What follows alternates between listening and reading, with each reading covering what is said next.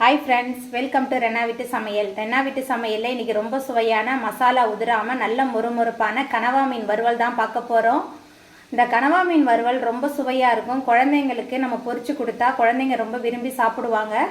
சாம்பார் சாதம், ரசம் இதுக்கெலாம் தொட்டு சாப்பிட்றதுக்கும் அட்டகாசமாக இருக்கும். இந்த கனவா வறுவல் வந்து அப்படியே பொரிக்க பொரிக்க காலி ஆகிடும். அந்த அளவுக்கு ரொம்ப சுவையாக இருக்கும். அந்த சுவையான கனவா மீன் வறுவல் எப்படி செய்கிறதுன்னு வாங்க பார்த்துடலாம். கனவா வறுவல் பண்ணுறதுக்கு 4 டேபிள் ஸ்பூன் அளவுக்கு குழம்பு மிளகாய்த்தூள் சேர்த்துக்கலாம். காரமான தனி மிளகாய்த்தூள் 1 டேபிள் ஸ்பூன், இஞ்சி பூண்டு விழுது 1 டேபிள் ஸ்பூன் அளவுக்கு சேர்த்துக்கலாம். காரெல்லாம் உங்கள் சுவைக்கு தகுந்த மாதிரி சேர்த்துக்கோங்க. கனவா ஃப்ரைக்கு தேவையான அளவுக்கு கல்லுப்பு சேர்த்துக்கலாம். Garam masala 1/2 table spoon. மசாலா சேர்த்துட்டு முதல்ல நல்லா கலந்து வச்சிடலாம். மசாலா சேர்த்துட்டு நல்லா கலந்தாச்சு. அதுக்கப்புறமா நம்ம சுத்தம் பண்ணி வச்சுருக்கிற கனவா சேர்த்துக்கலாம். நான் 1/2 கிலோ அளவுக்கு கனவா எடுத்திருக்கேன். கனவா சேர்த்துட்டு நல்லா கலந்துடலாம். மசாலா கனவா ரெண்டுமே சேர்ந்து நல்லா மிக்ஸ் ஆகி வரணும். நல்லா கலந்து வச்சிடலாம். தண்ணிலாம் எதுவுமே சேர்க்க வேணாம். கனவாவில் உள்ள தண்ணியே போதுமானதாக இருக்கும்.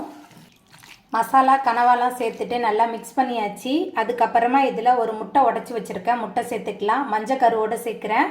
முட்டை சேர்த்துட்டு மறுபடியும் நல்லா கலந்து விட்டுறலாம். முட்டை சேர்த்துட்டு நல்லா கலந்தாச்சு. அதுக்கப்புறமா இதில் மாவு பொருட்கள்லாம் சேர்த்துடலாம். சோள மாவு 4 டேபிள் ஸ்பூன் அளவுக்கு சேர்க்குறேன். அதுக்கப்புறமா அரிசி மாவு 3 டேபிள் ஸ்பூன் அளவுக்கு சேர்த்துக்கலாம். மாவு பொருட்கள் சேர்த்துட்டு மறுபடியும் நல்லா கலந்து வச்சிடலாம். மாவு பொருட்கள்லாம் சேர்த்துட்டு கனவாவை நல்லா பிசைஞ்சு வச்சாச்சு. இதை இப்படியே ஒரு 2 மணி நேரத்துக்கு நல்லா ஊற வச்சிடலாம். 2 மணி நேரத்துக்கு அப்புறமா மசாலா எல்லாமே இந்த கனவாவில் நல்லா ஊறி வந்ததுக்கு அப்புறமா நம்ம எண்ணெயில் போட்டு நல்லா பொரிச்சு எடுக்கணும்.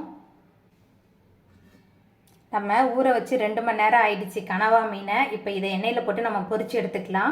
கனவா பொரிக்கிறதுக்கு அடுப்பில் கடாய் வச்சுருக்கேன். அதுக்கப்புறமா பொரிக்க தேவையான அளவுக்கு எண்ணெய் சேர்த்துக்கலாம். எண்ணெய் சேர்த்தாச்சு. எண்ணெய் சூடாகி வரட்டும். எண்ணெய் நல்லா சூடாகி வந்துட்டு அதுக்கப்புறமா நம்ம மசாலா தடவி வச்சுருக்கிற கனவா மீன் உள்ளே சேர்த்துக்கலாம். கனவா சேர்த்துட்டு அடுப்பை மிதமான தணலில் வச்சு நம்ம பொரிச்சு எடுத்துக்கலாம். அடுப்பை மிதமான தணலில் வச்சு கனவா ஒரு பக்கம் நல்லா ஃப்ரை ஆகி வந்துடுச்சு. நம்ம அடுத்த பக்கம் திருப்பி போட்டுடலாம். ஆனால் கனவா ஃப்ரை ஆகும்போது அடுப்பை மிதமான தணலில் வச்சுக்கலாம். கனவா 2 பக்கமுமே நல்லா மொறுமொறுப்பாக பொரிச்சு எடுத்துட்டேன். மசாலா கொஞ்சம் கூட உதிராமல் ரொம்ப சூப்பராகவே வந்திருக்கு கனவா. இப்போ இதை நம்ம எடுத்துடலாம்.